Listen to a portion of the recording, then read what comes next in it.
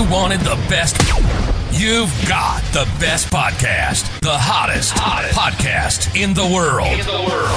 The Chris Voss Show, the preeminent podcast with guests so smart you may experience serious brain bleed. The CEOs, authors, thought leaders, visionaries, and motivators. Get ready. Strap yourself in. Keep your hands, arms, and legs inside the vehicle at all times, because you're about to go on a monster education roller coaster with your brain. Now, here's your host, Chris Voss. Hey folks, it's Voss here from the Chris Voss Show.com. We just want to see how long I can hold that. As always, the Chris Voss Show is a fan that loves you, doesn't judge you, because you're here to learn stuff. You're here to grow. You're here to develop yourself. Make yourself life better, which makes you better than everyone else on the planet. Well, what kind of superiority complex are we creating here, Chris? I don't know. Anyway, guys, go to Goodreads.com/Chris Voss, LinkedIn.com/Chris Voss, Chris Voss 1, the TikTok, and all those crazy places on the internet. Opinions expressed by guests on the podcast are solely their own and do not necessarily reflect the opinions of the host or the Chris Voss Show. Some guests of the show may be advertising on the podcast, but it is not an endorsement or review of any kind. Today's featured author comes to us from bookstolifemarketing.co.uk. With expert publishing to strategic marketing, they help authors reach their audience and maximize their book's success. Today, we have an amazing young man on the show with us today. His book is out May 6, 2024, called What Once Was Promised. Louis Trubiano is on the show with us today. We're going to talk to his insights, his experience, and all that good stuff. He spent over 40 years in the advertising industry, most of it as president of his own firm. Born and raised in Quincy, Massachusetts, he earned his bachelor's degree from the University of Rochester and master's degree from Boston University's College of Communication. He and his wife live in Canton, Massachusetts, and have 3 daughters, 6 grandchildren, and 1 spoiled dog, as everyone should have a spoiled dog. Welcome to the show, Louis. How are you? I'm great. Since you called me a young man, that I've been called that in a long time. Well, we, flattery will get us everywhere is our motto of the show. So, Louis, give us your .coms. How can people find you on the interwebs? Well, my book is available on Amazon, as most books are, and the website is just louistrubiano.com. There's all the information about the book, all the reviews, and a list of the awards and things that I've been fortunate enough to win. Well, congratulations, too, on the awards. So give us a 30,000 overview of what's inside your new book. The book is historical fiction. It's around the turn of the last century, and it follows the lives over about 50-year span of 4 Italian immigrants who settled in the north end of Boston, and the different directions that they go and the obstacles that they face, and the interwoven with real people, real events of the time. And it's partly based on experience of my family, but most of it is obviously fictionalized to make it a little more interesting story. Would it be safe to assume that you are also Italian with your last name? Very much Italian. Very much Italian. And so that gives you probably some resonance, some background to develop these characters, the plot lines, scenarios that they're in, et cetera, et cetera. Well, yeah, that's why there's. I never took any writing courses and seminars or writing workshops and things. I was doing on my own. But someone once said, "Well, you write about what you know." Yeah. And I know Boston and I know Italians, and I'm kind of a history buff, so I had a leg up on what was going on in Boston at the time. And I said, "That's a great story." There's so much happened around the turn of the century in Boston in the first 20, 30 years of the 1900s. You had a police strike, you had a flu epidemic, you had a great molasses explosion. Oh yeah, there was a lot going on that kind of made an interesting backdrop for the book, and the Italians were in the middle of it. Oh, there was the north end of Boston became pretty much an Italian ghetto. At one point, it was almost 99% Italian, and they had 90,000 Italians living in 1 square mile, and kind of isolated a bit from the rest of Boston. So there were a lot of interesting things going on there. I bet you could get some good spaghetti and lasagna there. Or we're in the north end of Boston. I don't know. Yeah. Well, with all those Italians, we don't want to play. Have you ever been? Huh? Have you ever been to the North End of Boston, Chris? No. But, for crying out loud! I thought you'd been around. I thought you were a man of the world. Kind of, just not Boston, or Boston, Massachusetts area. Yeah. That's my Ted Kennedy impression. Very bad. So tell us about the protagonist in the book. Is there a main character? Yes, there is a main character, and his name is Domenic Bassini. Mm-hmm. And he's kind of the central character, although, and he's inspired by my own grandfather. I needed a starting point for the book, and I said, well, let's start with my own grandfather's experience. So the main character, Domenic Bassini, comes from the same town in Italy, the same year, comes over on the same boat that my grandfather did. He ends up working in the shipyard just as my grandfather did. Wow. He, more than any other character, kind of epitomizes the typical Italian experiences. Comes on the same ship with him. There's a young woman named Francesca, who's the wife of a who has mafia connections. And there's a young stowaway named Ernesto, who he befriends and actually helps smuggle him into Boston, and they become lifelong friends, along with another young Italian boy who already lives in Boston. And the story follows the divergent paths. Ernesto gets into a life of crime. Joseph, who's the young Italian boy that they whose house they live at, gets into politics. Domenic just wants to go to work, have a family, work hard, assimilate. And Francesca ends up a very successful, wealthy woman in Boston. But along the way, there's a lot of twists and turns, conflicts, tragedy, some happiness. But it kind of encapsulates the Italian immigrant experience in Boston, wrapped around the times. There's a lot going on. You know, it was an era of Irish dominance when the Irish went through it first, and then when the Italians got there, the Irish weren't going to relinquish any of the power that they had assimilated by in politics in particular, and policing. And it was a little difficult for the Italians of the North End to make progress for a while. And that conflict comes through. There's a Irish family that parallels Dominic's family, and one is a captain in the police force, and another one, over the course of the story, is a politician who ends up becoming mayor of Boston at some point. And that's the story. That's it. Would you say is there any mob mafia in there? Or maybe the early 50s? Well, yeah. I don't want to. Everybody said, well, you wrote another mafia book. No, that's part of it. It's part of it because it was part of the experience of the Italians, as was the anarchists. There were a lot of Italian anarchists at the time, and a lot of that was a result of being discriminated against when they got here, and they couldn't succeed within the system, so they went outside the system. And the anarchists tried to change it, and the organized crime was, well, we'll do this our way. We're going to. And Boston was late to the party, actually, on, as far as you call it, the mafia or whatever you want, organized crime. It wasn't until the 1919 around there that it began to get organized around the first New England mafia chieftain, a fellow by the name of Gaspero Messina. And he's in the book. A lot of people in the book. I threw a lot of real characters into the book, and to make it more interesting and keep in touch with the real history of the time. And it's great that you have the lineage of your family to take and build on some of the probably stories that you can encapsulate, maybe just scenarios and then rewritten them in a different format. But you have the experience of what many of your relatives went through as these generations passed, and being new immigrants in this country. There was a great melting pot sort of era during that time where America was being turned into America, was being shaped.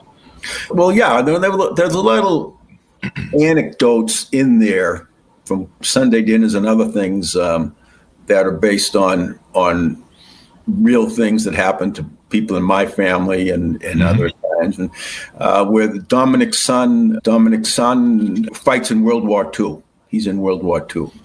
And his mother, while his son was fighting, as so many young Italians were fighting in World War II, the parents had to actually register as enemy aliens, because if they weren't citizens, they wanted to keep track of all the Italians. And my grandfather worked at a shipyard, and during the war, they were not allowed to speak Italian because they were afraid they might be talking, making secret plans or whatever it was. So despite, being in the country for years and being loyal citizens and things, that came to the surface and came back to remind everybody that, hey, you're still an immigrant in the eyes of Benny. Yeah. So is this your first book? Have you written before? What was your journey through life, and when did you start writing and kind of find that this is your thing? I started writing a long time ago, but unfortunately, Chris, real life got in the way. Oh, yeah.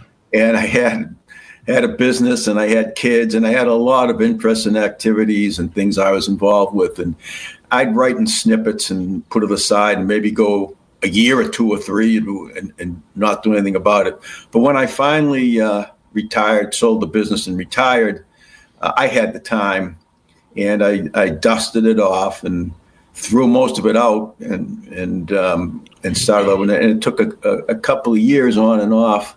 It was not easy for me. Wasn't a trained writer, and I wasn't very disciplined. And there always seemed to be better things to do than to go into my office dungeon and work on the book, particularly when there was nothing fresh in my mind to put down. So when I finished the book and wrote the end, I said, "That's it. I'm not doing this again."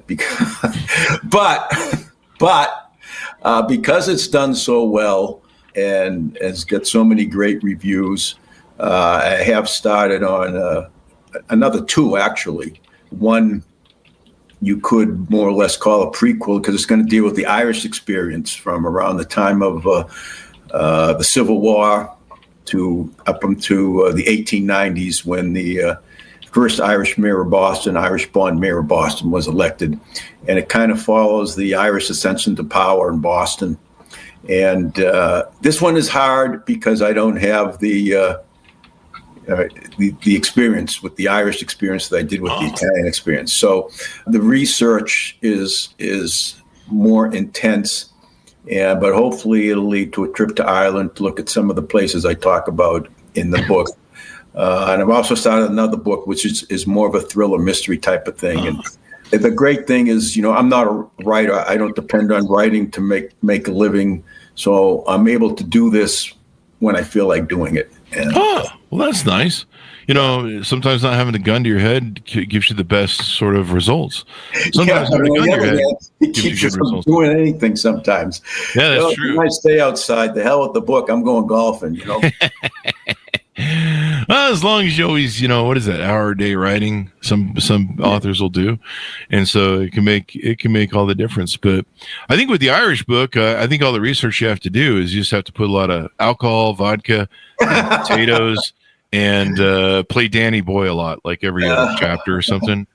I love my Irish friends, by the way. Oh God, I love the Irish too. I think I have a little bit of a sinner lineage, so that may explain the vodka drinking. But I've been called upon at parties with my Irish friends because I'm Italian, but I'm the only one who knows all the words to Danny Boy. Yeah, so that's such a great song. Such a great song. That just makes Irish. That just completes the whole Irish genre, I think, or something. I don't know. Yeah. So the thing is. I've been thrilled with the way the book's been received and the reviews that it's gotten. Mm-hmm. It's really been fun. It's really been fun to hear from people you don't know who read the book and via my website they send how much it's one, and the people you do know, obviously a lot of people will I hear you wrote the book, go out and read the book. And I just came from a big family reunion this weekend, and half a dozen cousins that I didn't even know said, I read your book. And that's kind of cool, nice. Chris. I'm getting a kick out. I'm awesome. Enjoying the author thing. It's there you go. It's pretty nice. So yeah. It's a lot of fun. You end up touching people's lives that you didn't realize. And, sometimes I'll walk up to you one day and they'll be like, hey, you changed my life. And you're like, really? And, I just wrote a book. I don't know if I want that responsibility. Yeah, but it's kind of funny, the impact you have. It's great when you do I've done some book signings, and when people are there who have already read the book, and I talk about it, and they come up afterwards and they tell you how much it touched them, it made them cry, or why did this person have to die, or why did that happen? You can see how vested they are in it, and that's kind of rewarding, kind of cool to see. And it's got me, I'm going down to Nashville in a couple of weeks because there's a big writers conference and dinner down there for writers, and my book is a finalist for. Out of hundreds, it's a finalist for award in the historical fiction category. It's going to be kind of cool to go down there. It's kind of like the Academy Award. You sit out there, wait to see if you want. And I always wanted to see Nashville. It's on my bucket list. I've never been there, and everybody says just how great it is. So, and I probably wouldn't have gotten around to doing it if I hadn't written the book and hadn't been invited to go to this event. So it's really interesting how a book opens up the world to people. You do stuff for like 50 years and all your friends witness it and stuff. And then you write a book and talk about some of the insights you have. And people are like, oh my God, you're really smart. And you're like, where you were here the whole time. Like I'm smart now because I put in a book. Like you thought all my stories were stupid before. There's truth in that. There is. Yeah. It's also because you've written a book, people expect you to be smart and eloquent, and I hate to disappoint them when they actually meet me. But they put those commas and periods in the place for me, so that's not that. The editor was like, "Have you ever heard of a comma?" I'm like, "No." Anyway, I never met a comma I didn't like. That's true. Sometimes I use too many commas. Like sometimes I go overboard. I just comment the shit out of everything. The first indication I had that this book was actually, I had very low expectations for getting it done and getting it independently published was my goal. Anything after that was scary. But the editor who edited the book, who has done a lot of books, indicate to me that I really had something here. And he said, congratulations, is quite an achievement. That was before he went through and just tore it up. Killed me on grammar and punctuation and that kind of stuff. But the story pretty much stayed intact. And there you go. And, it can be hard in editing. They kind of take a giant dump on everything you've written, and you hand them 50,000 words, and they hand you back. Well, here's 5 pages. We threw away the rest. Now start over, book boy. Yeah. And he changed a few things around, but the heart of the book kept intact. And then before it was published, they suggested we send it out and get some professional reviews. And one was Kirkus Reviews, and I got a great review, and it was a get it, read it recommendation, which only about 5-10% of their reviews are. And I said, wow, I was scared to death thinking, oh, we're getting a review from Kirkus, maybe they'll see through me, and that turned out great. So it's been a fun ride. It's convinced me to do another one. Now that might take me 10 years, but it's something to do in the winter when you can't go out and golf, bocce or. Someone skip a few golf times and focus on that book. But it's just interesting. Sometimes an hour a day turns into sometimes a couple hours a day, and then off you go, and they got a book. Sometimes, Chris, you sit down and you're on a roll, and you say, "This is great." Other times, I would sit down there, I just talk to the dog for an hour, and then give up. So it's a very weird thing. I'm glad I did. I'm glad I experienced it. I know a little bit more going into this second book. This time I'm going to try to go the traditional publishing route as opposed to the independent route. Last time I just wanted to get the book out there. I didn't send out any inquiries to. It's a tough world out there for writers, especially first time writers no one ever heard of.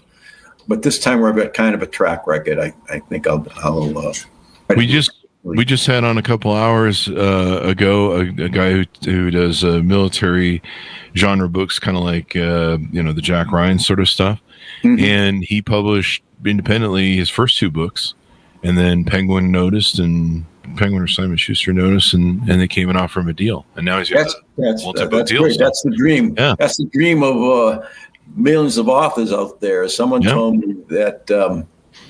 There's like 19 million books on Amazon. It's like, and that's I think that's with AI. I mean, AI is making it worse.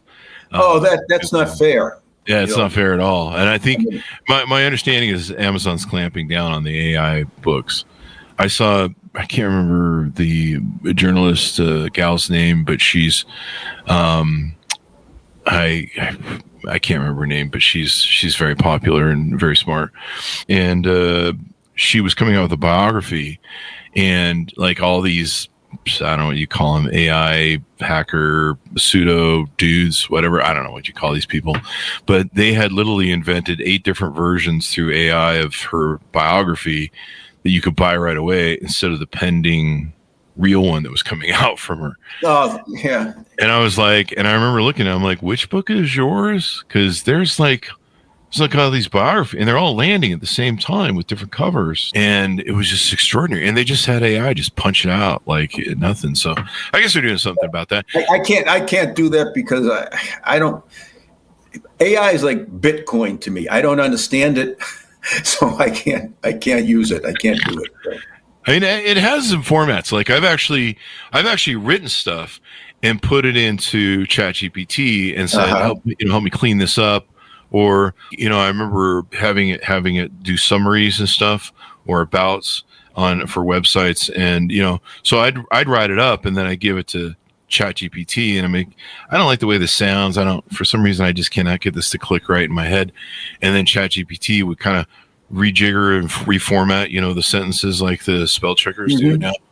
And it would come up with something way better. And I'm like, yeah, I'm actually communicating effectively now. Yeah, it's the idea of saying I need to have a man meets a woman to buy on a witty conversation, and and thrown it at AI and have AI do the heavy lifting. But something about that doesn't seem. Yeah, I mean, it's great, telling where to put the commas, that sort of thing.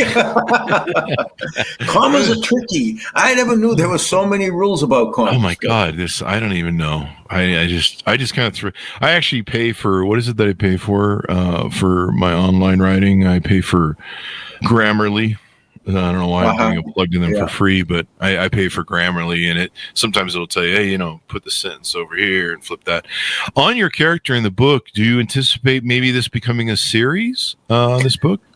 No, the way the book goes, it really doesn't lead into a series, and Hollywood can always fix that. Well, I hope someone in Hollywood is listening to you. Yeah. That'd be great. The way the book was going, it was going to extend another 20, 30 years beyond where it ended. Oh, really? And I would have been an old man, and it would have been 800 pages. So I kind of truncated it.